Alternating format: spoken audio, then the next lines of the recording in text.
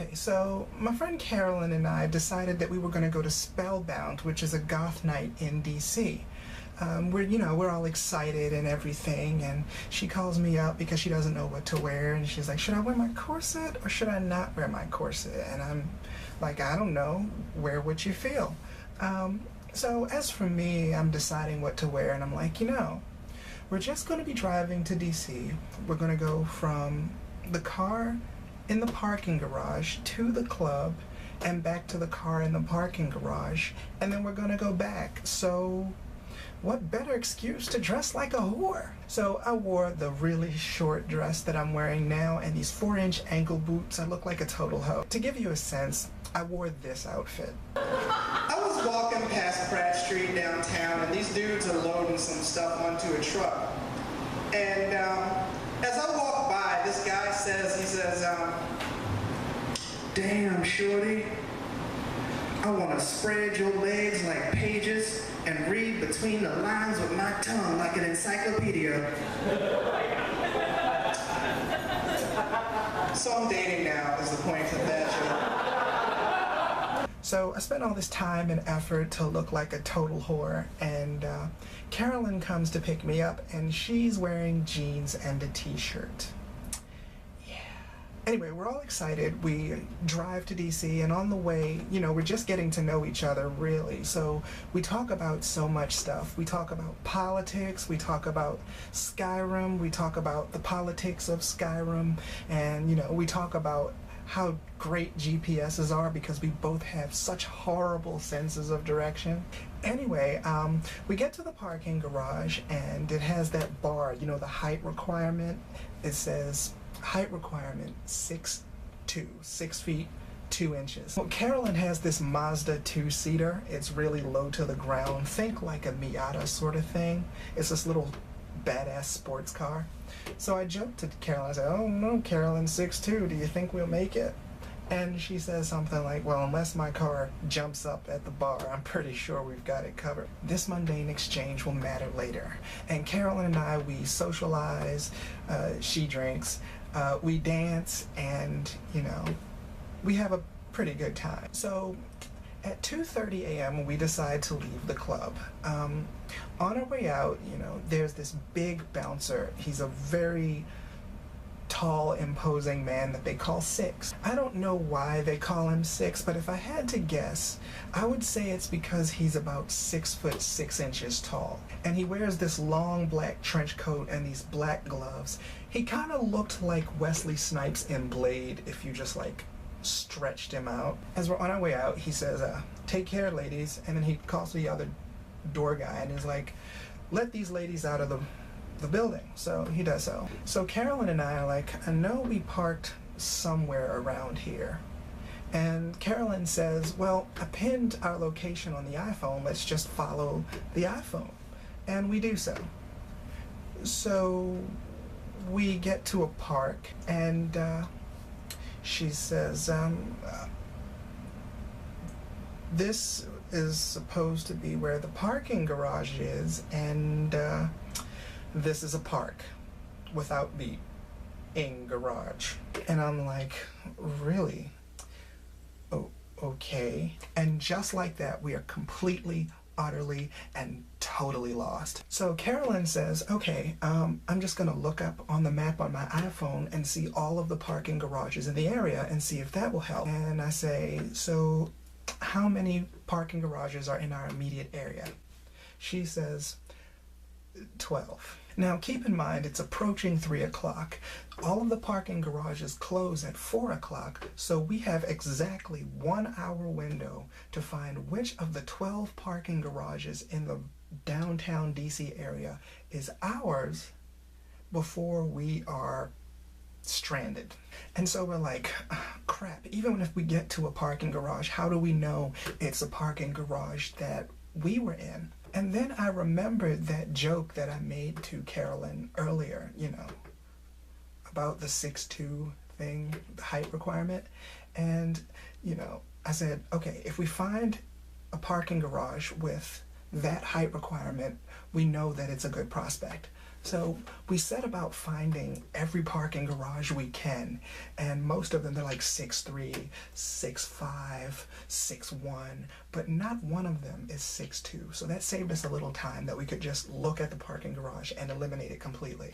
Now keep in mind that Carolyn is dressed relatively plainly, and I look like a skank, so on the way we have a few encounters. Encounter number one. We're walking down the street, and this SUV pulls up, and the man on the driver's side rolls down his window, and he says, "Excuse me, ladies."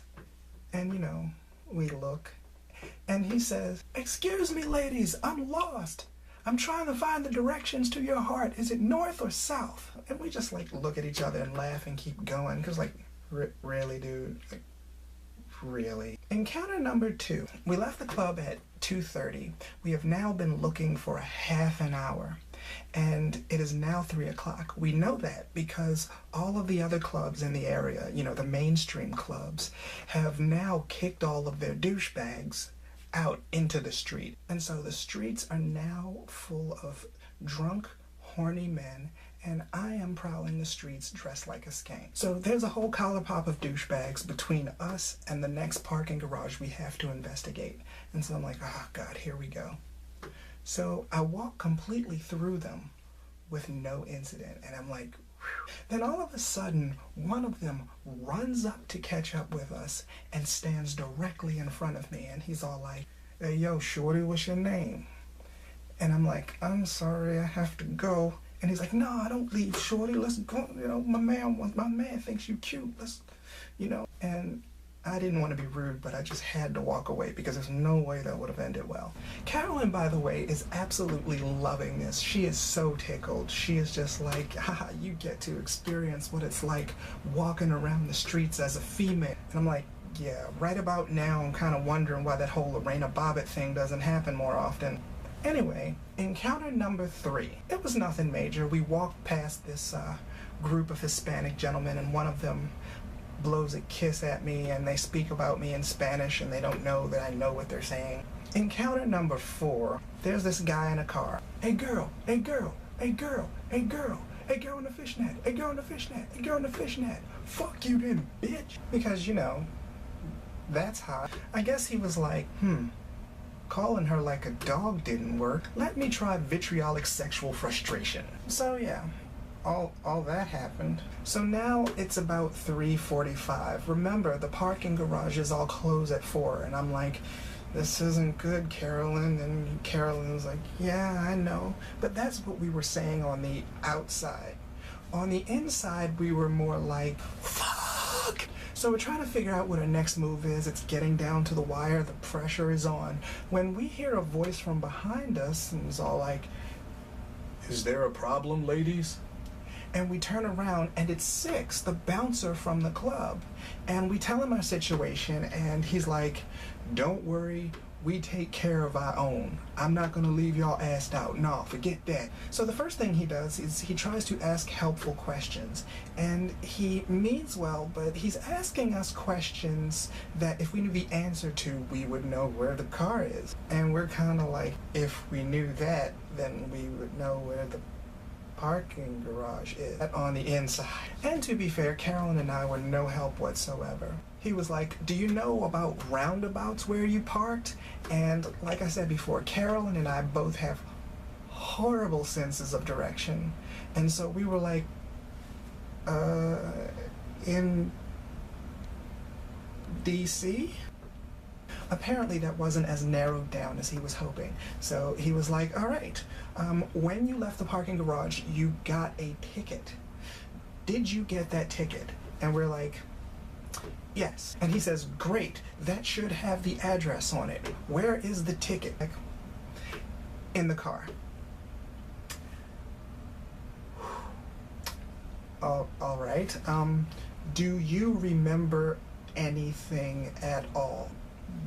No. And so finally he decides, you know what, fine. I am personally going to walk around with you. I'm going to get the other bouncer to cover for me, and I'm going to walk around with you, and I am going to help you find your car. And you know, with him walking around with us, we didn't have any more of those guy encounters, I'll tell you that. So anyway, it's about 3:50 now, and I have been prowling the streets since 2:30 in ankle boots.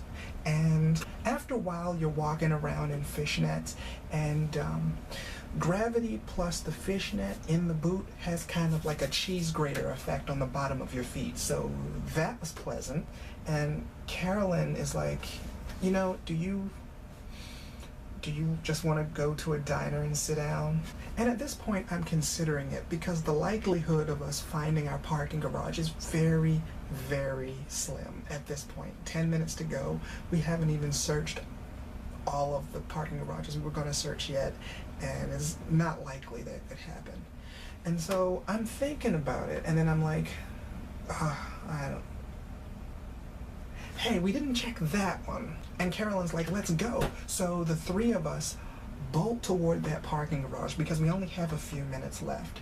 At this point, I decide, screw it. I'm taking my heels off and I'm running in my bare fishnets across the middle of downtown DC at almost 4 o'clock in the morning. At that point, I didn't care if I got like some kind of weird DC foot syphilis.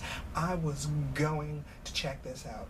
And lo and behold, we check the banister and it says 6'2". And we're like, oh my God. So we go in there and we see Carolyn's car and we're like, gosh. And he says, like I said, we never leave our people hung out to dry. I'm glad I could help you. You two ladies take care. And so we got in the car and we're driving home for a few minutes in silence. And then all of a sudden, Carolyn lets out this burst of laughter. And I completely understand. It was this complete emotional release of everything that could have happened, how close we came to being completely and totally screwed. And yeah, so that was our adventure, and I hope you enjoyed the telling of our tale, and we'll come back when I screw up royally again. Bye. Fangs were flying, capes were torn, hell hath no fury like a vampire scorn. Number one rule in this game, never